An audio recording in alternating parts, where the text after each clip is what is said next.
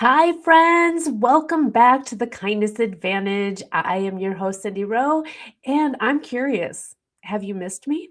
I missed a few episodes, recording a few episodes because I was extremely ill for about 12 days. Now, it was on and off in two different illnesses, and I just thought I would come on today and share with you that there is healing power in self kindness. I am busy. My schedule is jam packed with speaking events and interviews and whatnot. So when you get sick, life doesn't just stop, right? And you have to figure out how to prioritize your health and getting better because, well, after COVID, I think we are more aware of what we're bringing to other people. And it's very scary when you're not well, but you still have places to go and people to see. And you don't want to get anybody else sick either. So, a couple weeks ago, I was out with some girlfriends and I suddenly got sick. Like my head was hurting. I had my face was really hot, and my whole body was cold. And I went home, went right to bed. Over the night, I had a couple episodes of excessive sweating, but I didn't have a fever. But when I woke up in the morning, I felt better. So I went along with my day. Well, it happened again the next night. And then I had to perform. And I gave it all I could.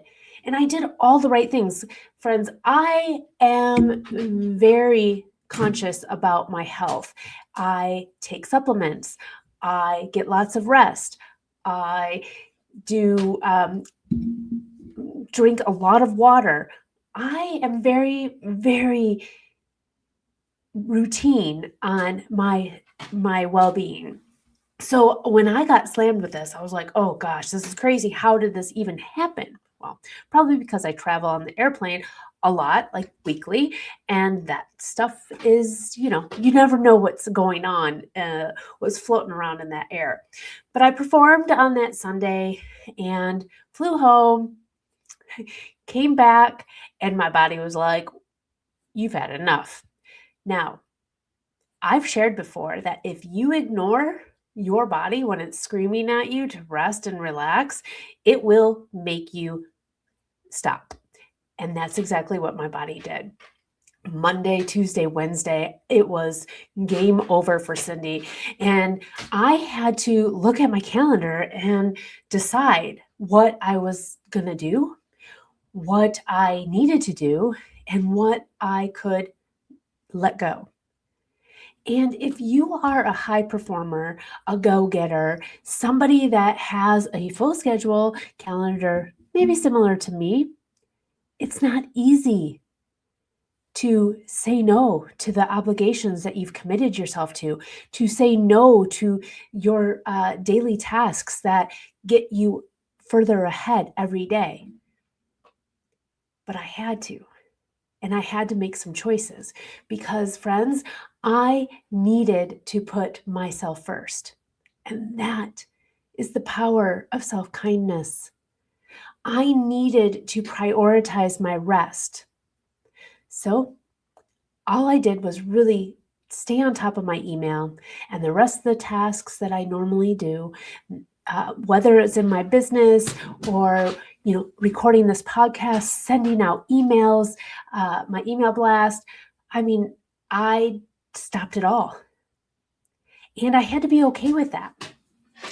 I'm an entrepreneur. If I'm not working, my business isn't working. And I had to be okay with it. It's only a couple days. And I will get back on track when I'm healthy again.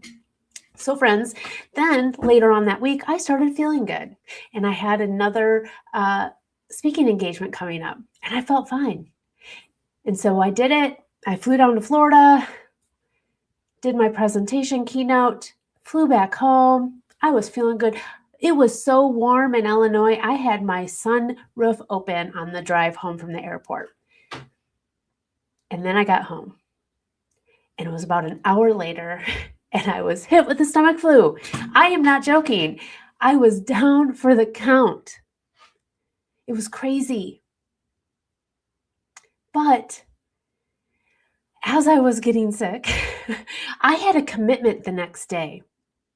I run a women-only public speaking club in my hometown called the Mic Drop Club. If you are interested, honestly, there are clubs all over the United States that I encourage you to join if you want to enhance your public speaking skills. That was a little side note there. But I had to cancel, and it was super last minute, and I felt horrible.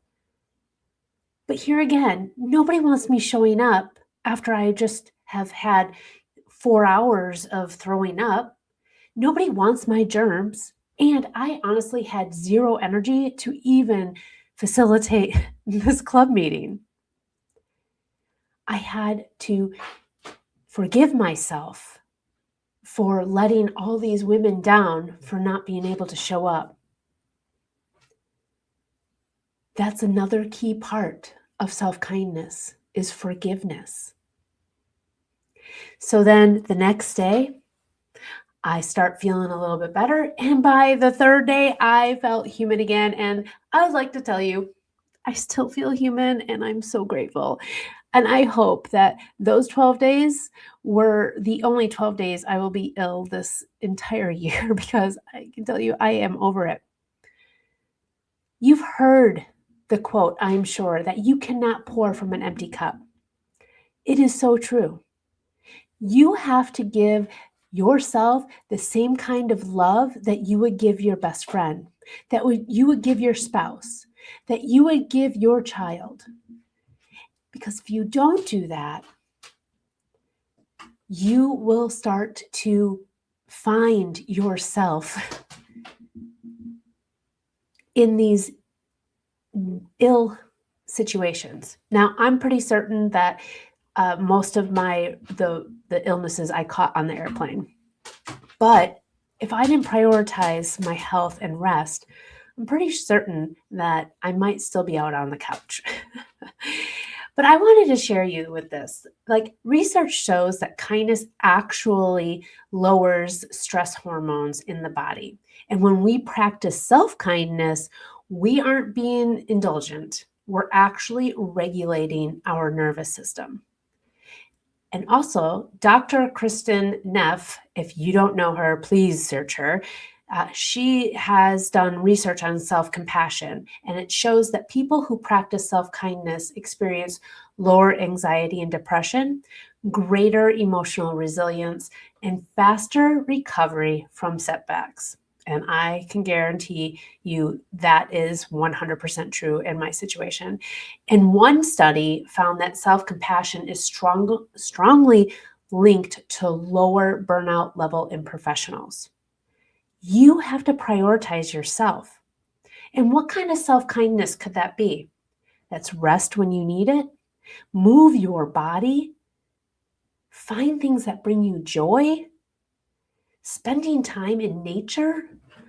Those are types of self-kindness. Setting boundaries, saying no, practicing gratitude. Those are all great types of self-kindness. Chronic stress suppresses the immune function. And according to the American Psychological Association, prolonged stress weakens the immune system, increases the susceptibility of illnesses. Now, maybe that's what happened to me. I've had a hectic start to my year on top of traveling. That combination is probably what did it. So in other words, not resting literally makes recovery harder.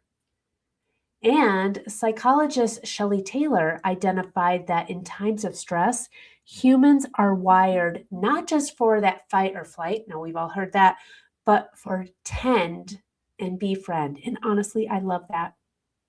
Kindness, even towards ourselves, is biologically regulating. And sometimes the most courageous thing you can do is rest. Rest is not a weakness. Rest is not being lazy. Rest is about recovery. I want you to look at things a little bit differently, friends. And I hope that maybe my little story of being sick helps you to prioritize yourself. And for the women out there listening, we balance so many things. It's okay to give to yourself. You deserve it. You are worth it.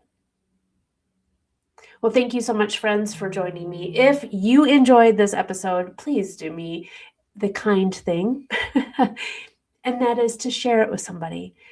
Write a review. Maybe drop a comment on what resonated with you. I read them all, and I appreciate you listening. Just remember, together, we create waves of change through kindness.